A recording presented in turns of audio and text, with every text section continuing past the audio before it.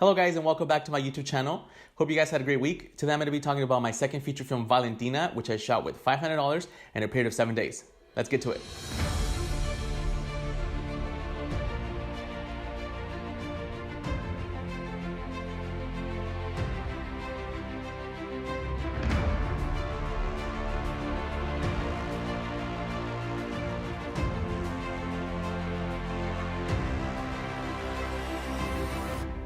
So I was going through film festivals with Blue Line Station and I was getting a lot of great feedback. And you know, being a new filmmaker and having your film released, it just kind of gives you all this excitement and also all this motivation. So I knew I wanted to make my second feature film. I just didn't know how or when. And for some reason, I knew I wanted to make a thriller. And the very first thing that came to my head was that I wanted to make a film about a mother that spends her whole day trying to look for her daughter. And I didn't know which direction to go. So I was a little frustrated because this had never happened to me. And I think it's because I knew that it was going to be a challenge. I was having dinner with my mom and I said, you know, I'm struggling with this storyline. I know I want it to be about this and that. You know, she gave me a couple of ideas. And while we were having dinner, I asked her, well, you know, what would make you go crazy, Mom? And she said, not to know where my kids are. That kind of just light up a bulb in my head. And I said, I think I got it. I went to my computer and I started writing. I ended up writing a story about an immigrant mother who is in the US by herself, and she's working to save money to bring her daughter to the US. Making this film was really a challenge because, again, we only had $500 and 7 days. And I know what you're thinking, 7 days, that's insane. But what really helped us is two components. The script was only 40 pages, and two, we were only shooting the weekends. I went back to the way I shot Blue Line Station, and I said, well, if I only have 7 days to shoot this film, might as well shoot it the same way I did with Blue Line Station. And you know what? It worked perfectly because Victoria was only available during the weekends. She was in the middle of shooting her third season of her TV show, so it kind of worked great. And you know, making this film with her was a great experience because we both learned a lot. Her coming from a soap opera background and me coming from I just made a feature film with my iPhone background really came together, and she just gave me the opportunity and trust, which is very important. We had a couple differences of opinions throughout the shoot because she was also so used to working in a different school of cinema and seeing me do things differently, or how I would encourage her to like do long takes or not do certain coverage. Really, I could see that she was kind of fearful, but at the same time, again, the trust really just bonded us and she just went for it. And you know, I'm really proud of this film because it kind of helped me step out of my comfort zone. Because if you go back to my last video where I talk about write what you know and write with your resources in mind, I had actually broken those two rules this time. I ended up writing a story about kidnapping, which I had absolutely no idea about. And I ended up writing a story with locations that I didn't have access to. So again, shooting in 7 days during the weekend was perfect because during the week, I would go out and run errands, and whatever location I saw on the way, if I thought it would fit for the story, I would just pull over and go ask. And this is where I learned how to be a producer too, and how to be proactive, and also how to be a great negotiator.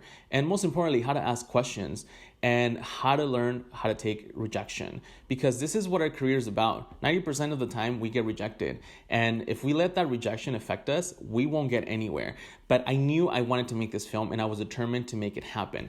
So I would just go and ask. A lot of the scenes that we had were very long takes, and we only had the locations for very little amount of time. If you take a look at this scene's about 7 minutes long. On paper, it was about 10 pages. I remember getting to this furniture store and just 30 extras showed up, which, by the way, thank you guys for showing up and coming through. My DP shows up and he had brought this time around a Steadicam operator. He didn't know what we were going to do. And I said, look, we're going to shoot this scene and we're going to do it in one take because we only have this location for 3 hours. He just got really freaked out. But the cool part about my DP is that he always just knew how to keep it cool and just figure it out. Vito Huizer is an amazing DP, by the way. He and I shot Valentina and Sweet Caroline, which I'll be talking about in my next video. But I actually met him through Craigslist. I knew I wanted to make my second film, and I knew that I wanted to be better than the last, as I mentioned before.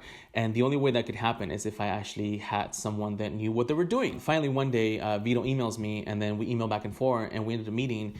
And, you know, he had already seen Blue Line Station, and he was really shocked to see what I had done with nothing.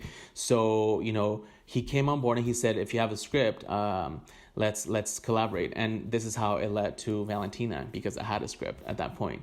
And it's pretty dope because I feel like me and him started our careers at the same time. Granted, he had been working as a focus puller for about 6 years, but he was transitioning to cinematography, which is something that he's been very passionate about for a very long time. So I'm eternally grateful to him because he gave me an opportunity. We joined forces and we shot this film in 7 days with $500. He was doing cinematography the whole time and I was doing sound while directing. And it was a really cool experience. Valentina really became something that I wasn't expecting. This film took me to 40 plus film festivals and it won me a bunch of Best Director Awards, Best Screenplay Awards, and Best Picture Awards, and Best Actors Awards. I always say that awards are a bonus, but it really does feel cool to get them, you know, because when you know that someone's acknowledging your work, it means that you did something right. Whether your friends or colleagues or family members tell you that you're doing something wrong, but then these film festivals reward you with an award for your work. I mean, it's pretty validating, and it really motivated me and pushed me. And I knew I wanted to make a third feature film, which we'll talk about in my next video. Valentina took me all the way to Berlin, Guadalajara, Chile, Canada. It took me to a bunch of festivals, some of which I couldn't go to because, again, my DACA status doesn't allow me to leave the country. But, I just felt that sense of pride knowing that my film was there representing me. And I will never forget the day I went to San Antonio Film Festival and we won one of the biggest awards of the night. And, coming home with that award just felt really cool because I knew that I was doing something right. I knew within myself that I was at the right place at the right time and I was born to do this. And anyone out there that says, oh, I'm not doing this for the validation, you're lying to yourself, because at the end of the day, we do enjoy making films. And yes, we shouldn't care about what people think, but when you get an award for something that you spent your whole life hoping for, or that you spent 7 days with $500 to make without any expectations, it's pretty freaking dope. I remember one day I was talking to Vito. We were getting ready to shoot my next feature film. Yes, I had shot Valentina and I was going through film festivals. Blue Line Station was finishing film festivals and I was already putting together my third feature film. And we were just driving through Orange County one day as we were doing location scout for Sweet Caroline, and I get a phone call and it's this woman who says she's a producer from an award show and they want me to come and present an award. And my first thought was, yeah, whatever. So I hung up the phone. I had a publicist that I was working with. She calls me and she says, why did you hang up the phone? I'm working to get you into this award show to present. And I still remember the day I stood in that stage at the Dolby Theater to present an award. And my mom sitting in the crowd and, looking at me, she was very proud. And Victoria was there. And a lot of Latino artists that I really looked up to my whole life were there.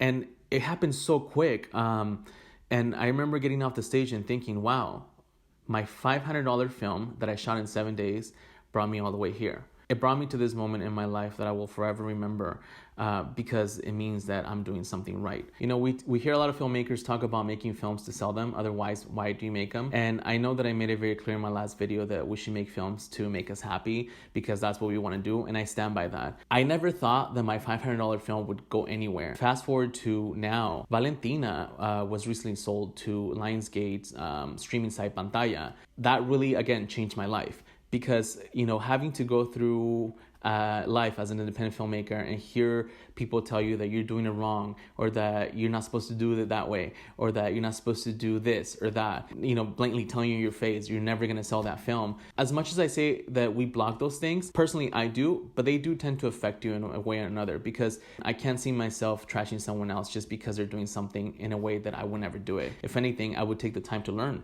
and maybe, just collaborate with them, because again, you never know what can happen when you try something. I would do it again the same way. And I would encourage anybody out there that wants to make a film to just go out and do it. I'm always going to say that. No matter what you have, no matter what you don't have, you got to think about the positives. You can't think about, I don't have this, because thinking about not having something, it just only sets you back. You got to think forward and think about, what can I do with this? What can I accomplish with this? And most importantly, how's it going to make me feel? And by the way, Valentina is really what secured my current representation. I remember emailing my manager multiple times. I never really got a response, which, it happens a lot in the industry. Usually the way it works is that you either get referred or someone sees you at a film festival and they like your work and they sign you. And I remember I kept emailing them because I just had a gut feeling that I would be able to work with them great, because they represented nothing like me. One day out of nowhere, I get a phone call, and my manager now, he was really excited, talking about how he just seen my film Blue Line Station, and he was really impressed, and he wanted to know how I had made it. And I remember telling him the story story over the phone. I think he was a little overwhelmed because he didn't really understand how I had made a film with just a phone and $100. And then we ended the call, and I remember his exact words. He's like, "We're currently not taking clients, but we'll let you know." And an hour later, or maybe 2 hours later, he calls me again. He had seen Valentina, and he said, "We have to meet." So it was a pretty cool experience because, again, I went from making a film with my iPhone and $100 to walking all these big red carpets and meeting all these amazing artists and, getting representation and really learning about what it was to take the next step forward in my career. No, I'm not a millionaire. No, I haven't made a studio film. No, I'm not a big name, but I am someone that has a huge passion and love for filmmaking, and that's really what's gonna determine where my career goes. I remember one day sitting in my room, I had submitted Valentina to several film festivals, and this was very early on before we started getting into festivals, and I kept getting a lot of rejections. And I remember one day, it was just one of those days where I just was feeling super down, and I received a rejection from a festival that I really wanted to get into. And I remember I went to my room and I cried. Yes, I cried because I'm human and I'm not ashamed of it. And I was just crying. I was so angry. And my mom came into my room and she just looked at me and she said, "What's wrong?" And I remember telling her, "You know what? Maybe I'm not good for this. Maybe I just need to give up. Maybe, making a film with a phone was just a hobby and maybe that's just what it is." And, I remember she stood quiet and she just looked at me and she said to me, "Whatever you decide to do, I support you. But just remember this. You can either be miserable at an office job as an attorney, or you can be miserable trying to make your film career work out." And she walked out. And that right there, my friends, changed my life completely. And I'm going to say this to you. You can either be miserable doing something that you're not going to be happy with, or you can be miserable, keep trying. Because at the end of the day, that's all we have. Just to try. And you know what? We only get one chance in life. And that saying that we only live once, it's a lie. We live every day because we die once. So take chance, take an opportunity, take a risk, and just go out and do it.